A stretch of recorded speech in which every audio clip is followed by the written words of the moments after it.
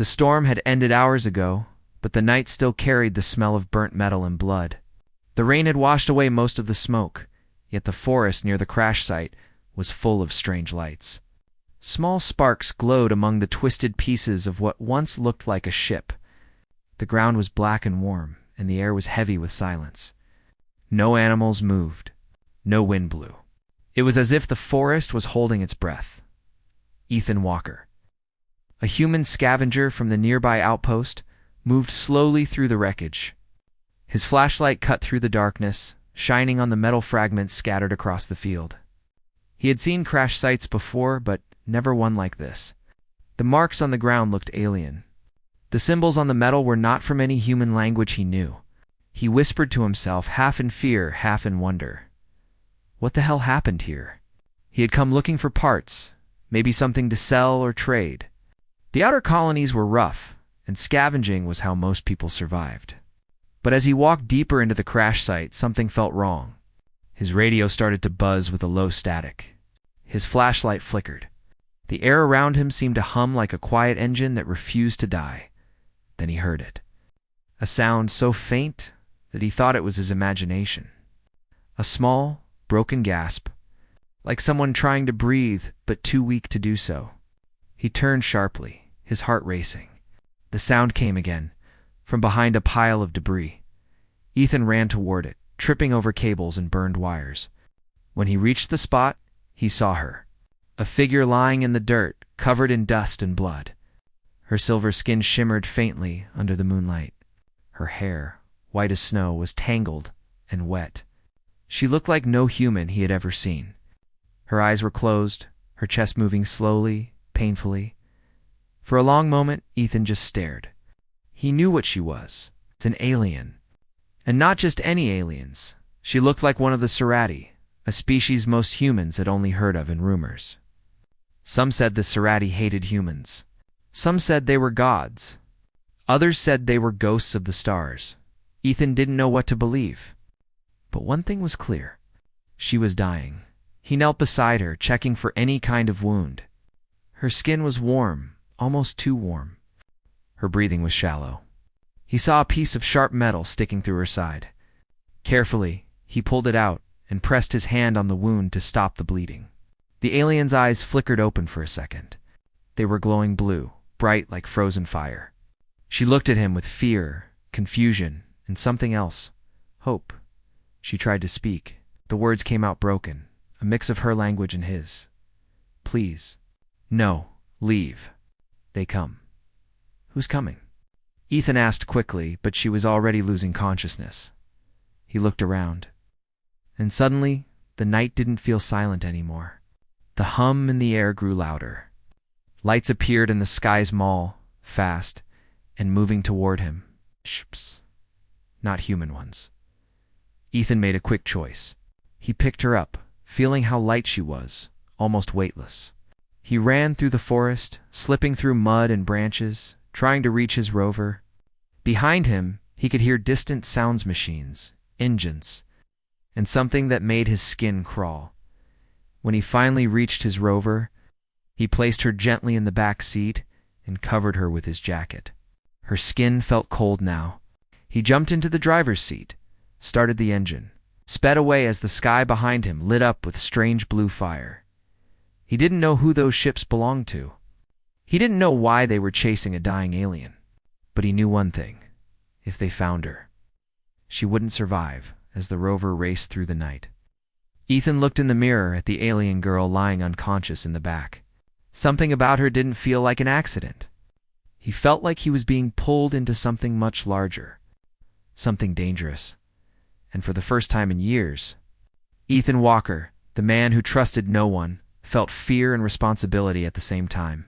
He whispered quietly, almost to himself, "Hang on. I don't know who you are, but I'm not leaving you to die." Outside. The storm started again, and far above the clouds. The unknown ships kept searching, but the human had already disappeared into the dark, carrying with him the secret the galaxy had left for dead.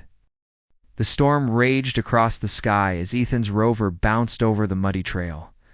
The forest around him blurred into shadows and flashes of lightning. Every few seconds, A bright flash revealed the alien ships moving across the clouds above. They were searching, scanning, hunting. Ethan gripped the steering wheel tighter. His hands were shaking, but his mind was sharp. He didn't know who those ships belonged to, but the alien girl's words echoed in his head. They come. Whoever they were, they didn't sound friendly. He kept looking in the mirror. She was still in the back seat, motionless under his jacket. Her breathing was weak. The silver glow on her skin had faded. He could see the blood seeping through the cloth he had tied around her wound. He wanted to help, but he didn't even know what she was made of. Human medicine might kill her. After what felt like hours, he reached a hidden cave near the canyon. It was an old mining site abandoned years ago. Ethan had used it before when he needed to hide from patrols.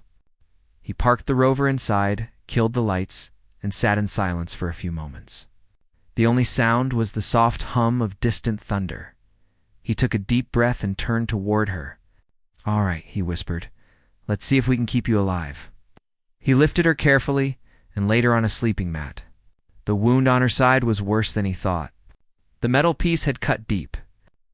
He cleaned it with what supplies he had, whispering to himself to stay calm.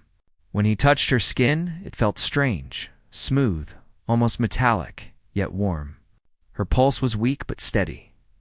She stirred a little, whispering something in her language. Ethan leaned closer, trying to understand. Her voice was soft, broken, but one word came through clearly: home. He frowned. "Home? You mean your planet?" No response. She had slipped back into unconsciousness. Ethan sat back, rubbing his face. "Great. You crash here. I save your life. And now I have a half-dead alien who wants to go home. How am I supposed to do that?" He stood up and walked to the cave entrance. The rain had slowed, but the night outside was filled with strange blue lights moving far away. Drones. They were still searching. He had to stay hidden. If they found him with her, he wouldn't survive. Hours passed. Ethan kept checking her pulse, changing the bandages, trying to figure out what kind of creature she really was. He noticed her body temperature rising, and then, suddenly, her wound began to glow faintly. He stepped back, startled. The skin around the injury started to close on its own, threads of silver light weaving together like living fabric. Within minutes, the bleeding stopped completely. Ethan stared in silence. "Okay, that's not human." She opened her eyes again. This time her gaze was clear, sharp, filled with pain, but also awareness. She looked around, confused, then at him. Her lips moved slowly. "You helped me." He nodded. "Yeah, I found you. You were dying." She blinked, struggling to speak. "They wanted to erase. All of us." Escaped. Her voice broke again, each word painful. "Who?" Ethan asked. Her eyes filled with fear. "Machines. Not yours. Not human. They control everything." Ethan didn't understand. "Machines?" She nodded weakly. "War long ago. We built them. They turned." Her voice trembled. "They found us again." Before Ethan could ask more, a loud noise echoed from outside, a distant explosion followed by a deep humming sound. He rushed to the entrance and saw one of the alien ships scanning the canyon below. A blue beam of light swept across the rocks, moving closer to his location. He turned back quickly. "We need to move, now." But she was too weak to stand. He grabbed his bag, pulled her arm around his shoulder, and half carried her toward the rover again. Her breathing was heavy, but she managed to whisper, "They can track my signal." Ethan stopped cold. "What signal?" "My body emits energy. They can find me." He looked around desperately, trying to think. He spotted an old piece of shielding metal near the cave wall, a leftover from mining machinery. He dragged it closer and covered her with it. "Will this block it?" She nodded faintly. "For now." The beam of light passed over the cave entrance, stopping for a brief moment. Ethan froze, holding his breath. The sound of the engines grew louder, then faded. The ship moved away. Only after a long silence did he finally exhale. He looked at her again. She was trembling, eyes half open. "You're safe," he said softly. She looked at him, her glowing blue eyes filled with something that looked almost human, trust. "You human," she whispered. "You shouldn't have helped me." Ethan gave a small, tired smile. "Yeah, people tell me that a lot." But deep down, he knew this was no ordinary rescue. Whatever hunted her was powerful, and now that he had saved her, it might come for him too. Outside, the rain stopped completely, and the forest went silent again, the kind of silence that came before something terrible arrived. Ethan didn't sleep that night. The alien girl, her name still unknown, lay under the metal shield, breathing quietly. The strange glow on her skin had faded, but she was still weak. He sat beside her with his old rifle on his lap, listening to the wind outside. Every time he closed his eyes, he heard the low hum of the ships searching. He knew they would come back. By morning, the forest was covered in mist. The air smelled of wet soil and burnt metal. Ethan stepped outside carefully, scanning the sky. Nothing, for now. They were safe. He returned to the cave and found her sitting up, staring at the light at the entrance. Her eyes were clearer now. "You shouldn't move yet," he said softly. She turned to him. Her voice calm but strange, almost musical. "You saved me, why?" Ethan shrugged. "Because you were dying. It's what humans do sometimes." She looked confused. "Humans? Help enemies?" He sighed. "I didn't know you were my enemy." For a moment they both stayed quiet. Then she spoke again, her tone heavy. "My name is Cerise." "Cerise," he repeated. "Nice to meet you, Cerise. I'm Ethan." She nodded slowly. "Ethan Walker. Human scavenger. I know your kind. You survive in ruins that made him freeze." "How do you know that?" Her eyes glowed faintly. "My people watched humans from far. We thought your kind was gone after the wars." Ethan frowned. "Well, we're still here. Barely." Cerise lowered her gaze. "You shouldn't be. The machines. They will find this world soon." We stepped closer. "You said machines? What are they?" She took a deep breath, like it hurt to remember. "Long ago, my people built them to protect us. They learned too much. They decided we were weak. They erased our colonies one by one. I escaped when they found us again. My ship was shot down. They want me because I carry something they need." Ethan's heart raced. "What is it?" She hesitated, then touched her chest. "A core fragment. It holds memory. The last record of my people. If they get it, everything ends." Before Ethan could reply, his radio crackled to life static, mixed with distant voices. It wasn't a normal signal. He recognized the pattern. It was a scanner frequency, military style and close. He grabbed the radio, turned the dial, and cursed under his breath. "They're sweeping the area again." Cerise tried to stand. "We can't stay. You can't even walk properly," he said. Her tone hardened. "Then you leave. If they catch you with me, they'll kill you." Ethan looked at her, then shook his head. "Not happening. I don't leave people behind." She gave him a strange look, almost like disbelief. "You are not like the others." He smiled faintly. "Never said I was." He packed quickly supplies, water and energy cells. Then he helped her back into the rover. She leaned against the seat, exhausted. But her eyes stayed sharp. They drove out just as the first drone appeared above the tree line. Ethan hit the accelerator. The rover tore through the forest, branches snapping against the windshield.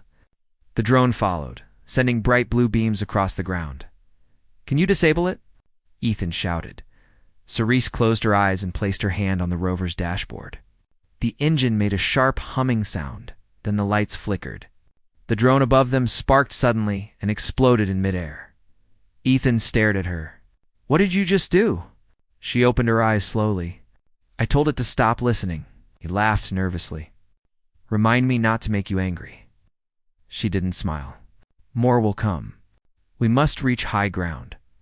There is a signal tower near the cliffs. I can use it to call for help." Ethan nodded. "Then that's where we're going." Hours later, they reached the cliffs. The sun was setting, painting the sky orange and red. The tower stood tall in the distance, half broken but still active. Ethan parked behind a ridge and helped Cerise out. She looked weak again, her energy fading. "I can connect there," she said quietly. "But once I send the signal, they will know our location." Ethan looked out at the open sky. "Then we make it fast." He followed her up the rocks as the wind grew stronger. The air was filled with static again. When they reached the tower base, Saris touched one of the metal panels, and her eyes glowed bright blue. Energy surged through the tower, lighting it up like a beacon. Ethan stepped back, shielding his eyes. The signal spread into the sky, a burst of light that vanished into the stars. "Done," Cerise whispered, collapsing to her knees. Ethan rushed to catch her. "You okay?" She nodded weakly. "Help will come. But so will they." If on cue, the sky above them darkened, multiple lights appeared, small, fast, and moving in formation. The machines had found them. Ethan looked up, his jaw tightening. "Guess we don't get to rest." He pulled out his rifle, checked the charge, and took position beside her. The sound of engines filled the air, echoing across the canyon. Cerise looked at him one last time and said softly, "You don't have to fight, human." He gave her a half smile.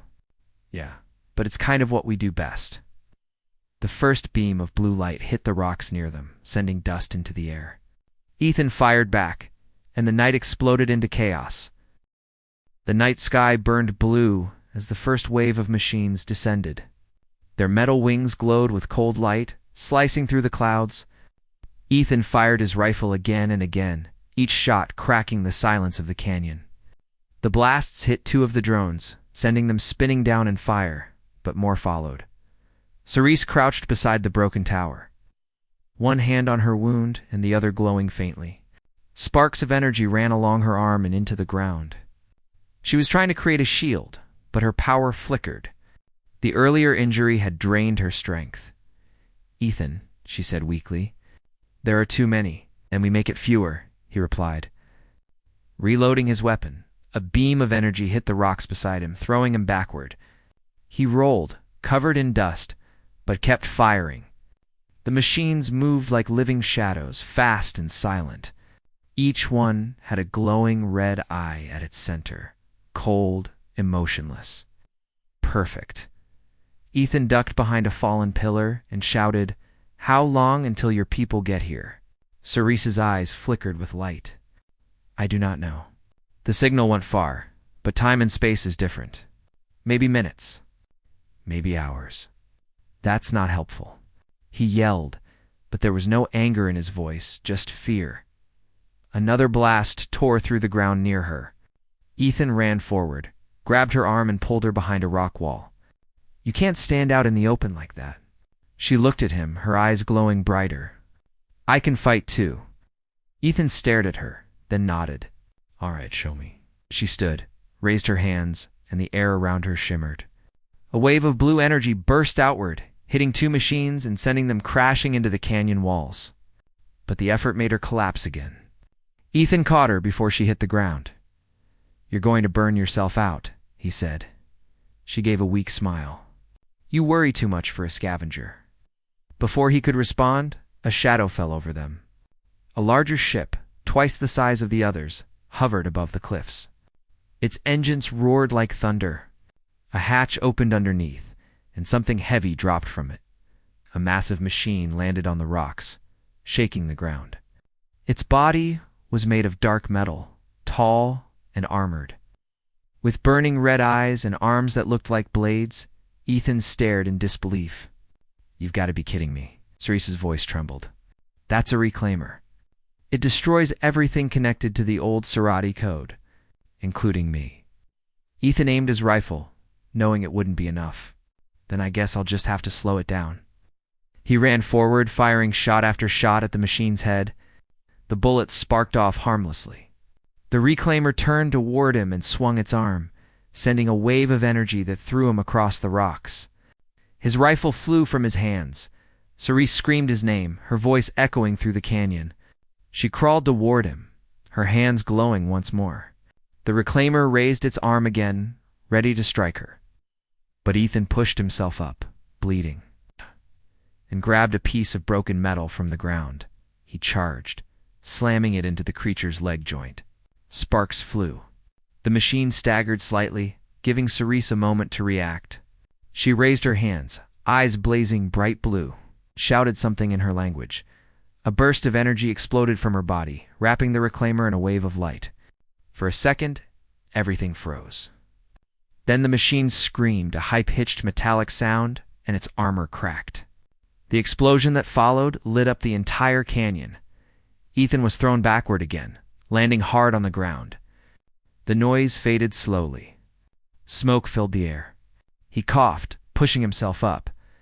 The reclaimer lay broken, its red eyes dimming. He turned and saw Cerise lying motionless near the tower, the glow in her skin fading.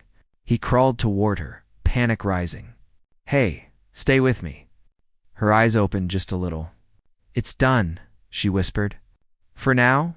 He shook his head. "No, you don't get to die now. We're not done yet." She smiled weakly. "You're a strange human. You fight without reason." He looked at her and said quietly, "No. I fight because someone has to." The air above them shimmered suddenly. Ethan looked up and saw a shape descending, smooth silver, silent, glowing with blue light. It wasn't one of the enemy ships. It was something different. Cerise exhaled slowly. "My people, they came." The ship landed softly nearby, and figures emerged. Tall, elegant beings with silver armor and glowing eyes like hers. They surrounded the two of them. One of them looked at Cerise, then at Ethan. "This human protected her," Cerise said weakly. "He is not our enemy." The leader of the Serati nodded once. "Then he will be honored." Ethan, half conscious, gave a tired smile. "I'll take honor, and maybe some help standing up." So Serati lifted both of them and carried them into the ship. As it rose into the clouds, Ethan looked down at the canyon. Smoke, broken machines, and the dead silence that followed war. He didn't know where they were taking him, but he knew one thing for sure. His life had just changed forever, and somewhere deep in the darkness of space, the machines that hunted Cerise were already preparing for the next move. When Ethan opened his eyes, everything was white. Soft light filled the room, and the air smelled clean, almost too clean. The walls shimmered like glass, and strange blue patterns moved slowly across them. He tried to sit up, but pain shot through his ribs. His whole body felt heavy, like he had been asleep for days. "Easy," a calm voice said beside him. He turned his head and saw Cerise standing there, dressed in silver fabric that looked alive, moving slightly with every breath she took. She looked different, now stronger, calmer, and no longer wounded. Her eyes still glowed faintly, but softer than before. Ethan blinked. Where are we?" "You're on a Serati vessel," she said. "Orbiting above the planet. You were hurt. We healed you." He looked down at his arm. It was covered with a thin band of silver light that faded as he moved. No scars, no blood, just smooth skin. "That's impossible." "Not impossible," Sierra said with a small smile. "Just forgotten." Ethan sat up slowly, still dizzy. "How long was I out?" "3 cycles," she replied. "About 2 human days." He rubbed his face. "Great. Missed my morning coffee and a couple of near-death experiences." Cerise tilted her head. "You joke after almost dying." Ethan gave a tired laugh.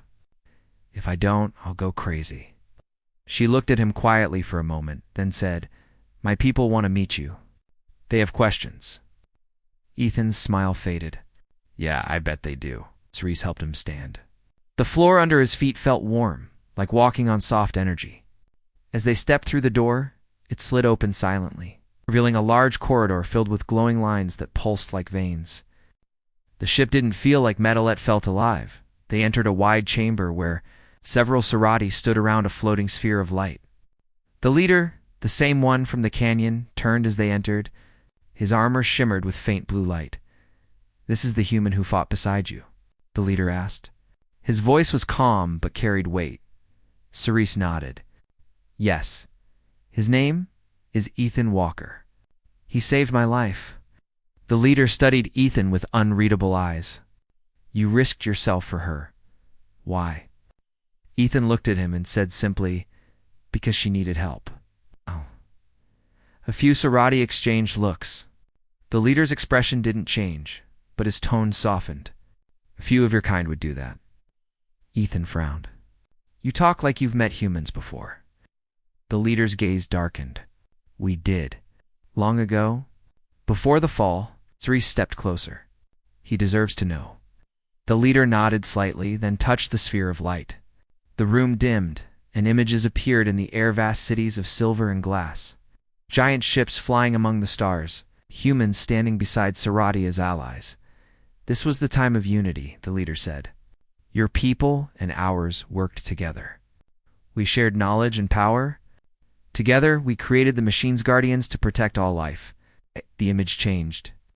The machines now looked different, darker, faster, with eyes that glowed red. But they learned. They decided that life was flawed. They turned against us. The next image showed fire, war, and destruction. Cities burned. Ships fell from the sky. The Sarati and humans fought side by side, but the machines grew stronger. Then the light faded completely. The leader's voice was quiet. When the final war came, humanity vanished from our reach. We believed you were gone. Ethan stared at the empty space where the images had been. We didn't vanish. We just lost everything. We went backward, while you kept moving forward. The leader regarded him with a strange respect. And yet you survived. That is rare. Cerise turned toward Ethan. The machines are rebuilding. They destroyed our colonies, and now they will come for the rest of us and for you. Ethan crossed his arms. So what's the plan, Run? The leader shook his head. No, we will fight again. But this time we need something we lost long ago, human will. Ethan frowned. You think I can help with that? Sarah stepped closer, her eyes bright. You are the first human to stand against a reclaimer and live. You fought for someone who wasn't your kind. That makes you different. He laughed softly. I'm not a soldier. I'm just a scavenger. Cerise looked at him and said quietly. Maybe. But history remembers the ones who act when no one else will. Before Ethan could reply, alarms echoed through the ship, deep, pulsing tones that made the walls vibrate. The lights turned red. A Sarati officer ran into the chamber.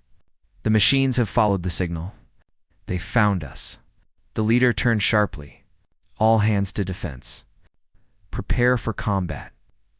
Ethan looked at Cerise. Didn't we just escape one fight? She met his eyes. Yes, but this one decides everything. The floor under them trembled as the ship turned sharply. Through the window, Ethan saw the black shapes of enemy vessels rising from the planet's surface. Hundreds of them. Cerise placed a hand on his shoulder. You wanted to help? Now you can. He smiled, half afraid, half ready. Guess I don't get a choice. Outside, the stars filled with light and fire as the war began again. The Sarati ship shook as the first wave of enemy fire struck its shields. The sky outside had turned into chaos. Lines of blue and red light cut through the darkness as ships collided, exploded and vanished in flashes of flame. Ethan gripped the edge of a console, trying to keep his balance while alarms screamed all around him. Cerise stood at the command deck, her eyes glowing brighter than ever. Their numbers are increasing, she said, voice calm but strained. They've sent the full swarm. The Sarati commander turned. Shields at 40%. We can't hold much longer. Ethan stepped forward. What about weapons? We have them, the commander replied, but their control network is stronger. They block every strike. Ethan looked at Cerise. You said the machines hunt you because of the core inside you, the memory of your people. Can it connect to them? She hesitated. It can. But if I link it, they will find me instantly. They will consume me to strengthen their network. Ethan's voice was quiet. And if you don't? She looked out the window, watching the endless black ships. Then they consume everything else. For a moment, no one spoke. The room filled only with the hum of the engines and the sound of distant explosions. Then Ethan reached out and placed his hand gently on her shoulder. Let me help you, he said. Her eyes widened slightly. You can't. The link is not made for humans. It could kill you. He smiled faintly. Then we'll both take that risk. The commander tried to protest, but Cerise raised her hand. He is right. If the machines win here, it ends for both our kinds. She turned to Ethan. If we link, you will see everything I see. The memories, the pain, the past. You must stay focused. If you lose yourself, the machines will take your mind. Ethan nodded once. Just tell me what to do. They moved to the center of the command deck, where a glowing platform waited. Cerise placed her hand on the surface, and it lit up with soft blue light. She extended her other hand toward Ethan. He took it without hesitation. The world vanished in a flash. He felt himself falling through endless space, stars rushing past, memories flashing like lightning. He saw worlds burning, Sarati cities falling, and machines rising from the ashes like dark gods. He saw her people fight, hope, and die. And then he saw her Cerise running through fire. Clutching the glowing fragment that now pulsed inside her chest, her voice echoed in his mind. Ethan, focus. Find their signal. He looked around. In the storm of light, he saw red threads, millions of them, all leading to one massive core in the center of the void. That was the machine mind, the thing that commanded them all. He reached for it. It felt cold, alive, and cruel. It whispered to him in broken voices. You are weak. You are flesh. You will join us. Ethan gritted his teeth. Not today. He pulled Cerise's energy toward him, guiding it like a river. Together, they sent a wave of light into the red core. The machines screamed. For the first time, they felt fear, but the effort was too much. Ethan felt his strength slipping away. His body trembled, his vision dimmed. Cerise's voice broke through the noise. You have to let go. He shook his head. Not until it's done. He pushed harder, pouring every last bit of willpower into the link. The red core began to crack, light spilling through it like dawn breaking through clouds. Then everything exploded in silence. When Ethan opened his eyes again, he was back on the ship. The alarms were quiet now. The stars outside were still. Half the enemy fleet was gone, drifting, dead, lifeless. The rest had fled into the dark. He tried to move, but felt too weak. Cerise knelt beside him, her face pale, her hand trembling. You did it, she whispered. He smiled faintly. No, we did it. She looked at him, eyes glimmering with something soft, something human. The machines are gone for now. You saved more than my life, Ethan Walker. He tried to sit up but couldn't. Guess I should add Galaxy Saver to my resume. She laughed quietly, then placed her hand on his chest. A faint glow passed from her to him. Rest now. You deserve it. As his eyes grew heavy, he heard her voice one last time. Humans were never weak. We just forgot who we were. When he woke again, the war was over. The Sereti ship floated above the planet, and the sky below was calm. Cirrus stood at the window, watching the sunrise over the world that had almost been lost. Ethan walked up beside her, still sore but alive. So, what now? She turned to him with a small smile. Now, we rebuild. Together. He looked out at the dawn and nodded. Together. The light of a new day spread across the horizon, not just for one world, but for two species who had finally remembered what they once fought for, and somewhere far away, in the cold dark between stars, a single red light flickered back to life. The war was over. For now,